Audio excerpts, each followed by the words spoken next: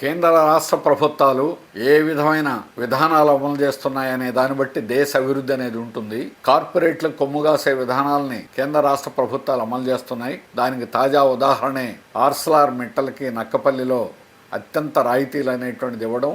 25,000 కోట్ల రూపాయలు ఒక ప్రైవేట్ కార్పొరేట్ కంపెనీకి ఎందుకు రాయితీలు ఇవ్వాలని అడుగుతున్నాం. రెండో వైపున చట్ట ప్రకారం రావాల్సినటువంటి విశాఖ స్టీల్ ప్లాంట్కి మైన్స్ అడగడం, క్యాప్టివ్ మైన్స్ లేకపోవడం ఈరోజు ప్రధానమైన సమస్య అందరికీ తెలుసు.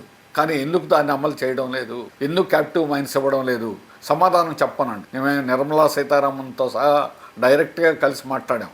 ఒక్కరి దగ్గర సమాధానం లేదు, కావాలనే ఇవ్వడం లేదు. అలాగే ఇప్పుడు బ్యాటరీ 6 కోకోవెన్ నిర్మించకపోవడం వల్ల కోక్ గ్యాస్ అనేటువంటి తయారు కావడం వల్ల 30% మన యొక్క ఉత్పత్తి తగ్గిపోయింది. 70% మాత్రమే వైర్ రాడ్ లాగా మనం రాడ్స్ అమ్ముతున్నాం. 30% ఇన్గాట్ అమ్మడం వల్ల దానివల్ల నష్టాలు అనేటువంటిది పెరుగుతున్నాయి.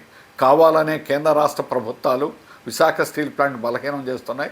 రెండో వైపున ఆర్సెలర్ మిట్టల్కి నక్కపల్లిలో పోర్ట్ ఇచ్చారు. నక్కపల్లి భూములు చౌకగా ఇచ్చారు. 30 సంవత్సరాల దాకా జీఎస్టీ పన్నులు ఉండవు. 30 సంవత్సరాల దాకా కరెంటు యూనిట్ ₹1 మాత్రమే చెల్లిస్తే సరిపోతుంది.